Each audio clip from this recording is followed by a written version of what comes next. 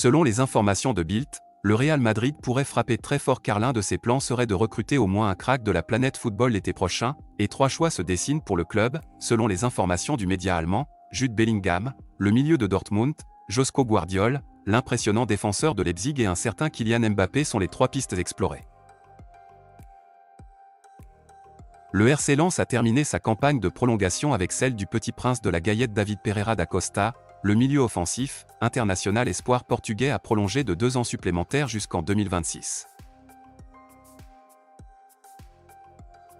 Le jeune milieu de terrain hispano-serbe, excellent depuis le mois de janvier avec Liverpool, souffre d'une blessure à l'adducteur et est déjà forfait jusqu'à la fin de la saison, et en plus de ça, il avait été cité parmi les potentiels convoqués de la liste de Luis de la Fuente avec la sélection espagnole. Oussem Aouar vient d'annoncer, dans une interview accordée à la Fédération algérienne de football, qu'il choisissait finalement la sélection des Fennecs, le natif de Lyon, où il a passé toute sa vie jusque-là, évoque un choix du cœur en faveur de l'Algérie, et exprime même son regret d'avoir initialement opté pour l'équipe de France. Pour sa première liste après la Coupe du Monde, Didier Deschamps fait appel à quelques nouveaux. Il y a d'abord le gardien du RC Lens, Brice Samba, il entre dans la hiérarchie derrière Mike Maignan et Alphonse Areola. Il y a Wesley Fofana, le défenseur de Chelsea, qui postulait à une place pour le Qatar, avait subi une blessure qui l'avait coupé net dans son élan. Et pour finir, le milieu de terrain de l'OGC Nice, Khéphren Thuram rejoint son frère, Marcus, en sélection. La musique pourrait être différente au parc ce dimanche pour Messi. Selon Mundo Deportivo, des supporters du PSG annoncent vouloir réserver un accueil houleux à l'Argentin, histoire de lui faire comprendre que son aventure avec le PSG devait s'arrêter là. Son nom pourrait ainsi être sifflé lors de la composition des équipes, et surtout, dans un comportement humiliant qu'il a déjà subi, il pourrait être sifflé à chaque fois qu'il touche le ballon.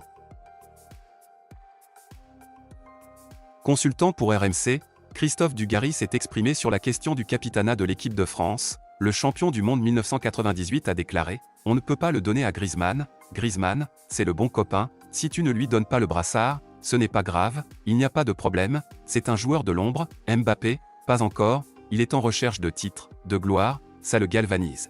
Donc je pense que ce serait une erreur de vexer Mbappé. »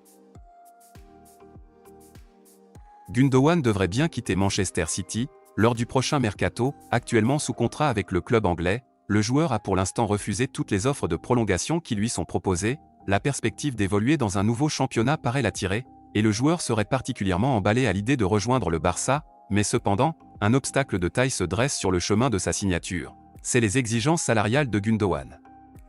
Le Barça, en proie à des difficultés financières, ne pourrait pas se permettre de répondre favorablement à de telles demandes. Le club catalan a donc clairement fait savoir au joueur qu'il devra adapter ses prétentions à la politique salariale actuelle, et le fair play financier de la Liga lui impose de diminuer sa masse salariale de 200 millions d'euros l'été prochain s'il souhaite vraiment venir.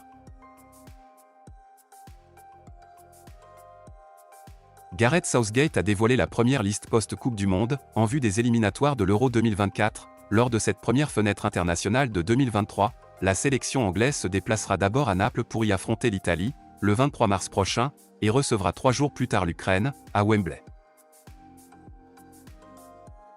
Selon les informations de RMC Sport, le PSG continue de négocier pour prolonger le contrat de Lionel Messi mais ne serait pas prêt à céder à toutes ses demandes financières. De son côté, l'Argentin ne souhaiterait pas prolonger à des conditions trop éloignées de celles de Kylian Mbappé et n'aurait pas l'intention de brader son salaire actuel qui est actuellement de 38 millions d'euros net par an.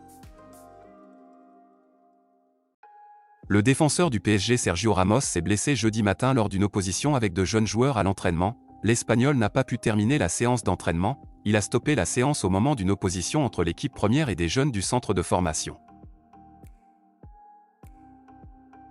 L'attaquant de Manchester United Marcus Rashford a été élu joueur du mois de février en Premier League par les fans de la PFA, après avoir reçu près de la moitié des votes.